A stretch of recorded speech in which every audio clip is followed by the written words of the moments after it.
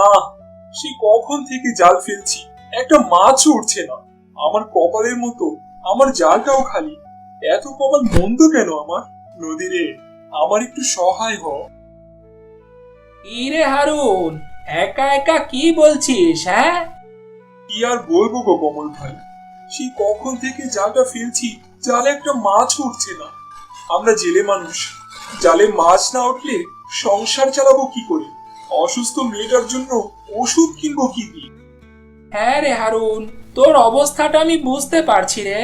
এদিকে আমারও তেমন মাছ ওঠে না। ওই নদীর মাঝে গিয়ে মাছ ধরতে পারলে মনে হয় কটা মাছ পেলে পেতেও পারিস। এখন তো প্রায় সন্ধ্যা হব হব ভাব, এখন আর মাঝ নদীতে কি করে যাব? দেখি, যদি পারি কাল সকালে যাব। আচ্ছা হারুন, আমি তাহলে আজ আসি রে। আচ্ছা।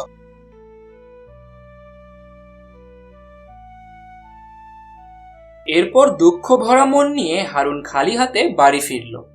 হারুনকে খালি হাতে বাড়ি ফিরতে দেখে তার বউ তার ওপর অনেক রেগে গেল। আজও তুমি খালি হাতে বাড়ি ফিরলে? তুমি আসলে কেমন মানুষ বলো তো? রোজ রোজ খালি হাতে বাড়ি ফিরতে তোমার একটুও লজ্জা করে না? কি করব বলো, সেই কখন থেকে আমি জাল ফেলছি, কিন্তু জালে একটা মাছও বাঁধেনি। তাহলে আমি করবোটা কি? তুমি কি করবে সেটা আমি কি করে বলবো? জালে মাছ না বাঁধলে অন্য কোনো কাজও তো খুঁজতে পারো নাকি? মেয়ের জন্য দরদ একবারে উতলে পড়ে। মেয়ের জন্য যে একটু খাবার নিয়ে আসতে হয়, ওষুধ আনতে হয়, সেটা কি বোঝো না তুমি? আমি তো আর অন্য কাজ করতে পারি না, তাহলে করবোটা কি আমি? কাজ না করতে পারলে নদীতে ডুব দিয়ে মরো কি? আর কি করতে বলবো তোমাকে? আমার আমার যে কিচ্ছু ভাল লাগছে না। কাল মাছ নদীতে মাছ ধরতে যাব। যদি কালো মাছ না পাই, তাহলে আমি আমি ওই নদীতেই ডুবে মরবো। কাল আমি ওই নদীতেই ডুবে মরবো।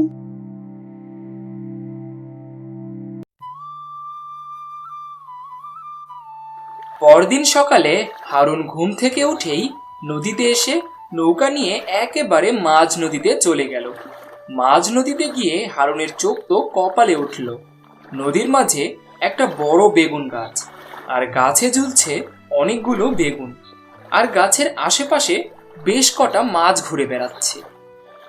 আরে বাবা, এটা কিভাবে সম্ভব? মাঝ নদীতে একটা বেগুন গাছ কি করে হলো? আর এই গাছে এতগুলো বেগুন ঝুলছে কি করে? এখানে তো মাছও আছে। দেখি, আগে মাছগুলো ধরি। আরে বাহ, একটা জালেই তো কতগুলো মাছ উঠেছে। এই মাছই আমাদের হয়ে যাবে।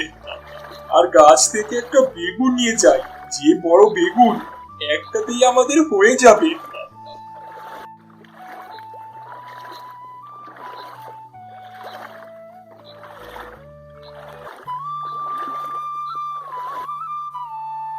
এই যে বউ, এখানে মন খারাপ করে আছো কেন? এই দেখো, কতগুলো মাছ এনেছি গো। ও মা, এত মাছ! হ্যাঁ গো বউ, আজ মাঝ নদীতে গিয়েছিলাম গো। এই দেখো, সাথে করে একটা বড় বেগুনও নিয়ে এসেছি। ও মা, তাই তো।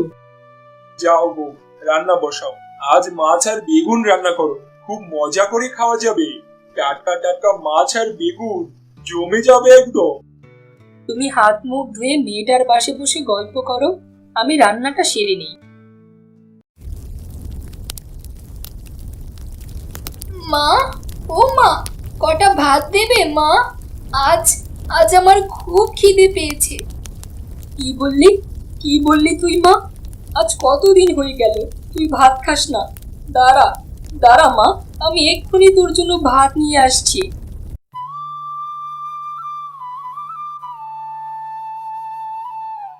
খা মা, পেট ভরে খা।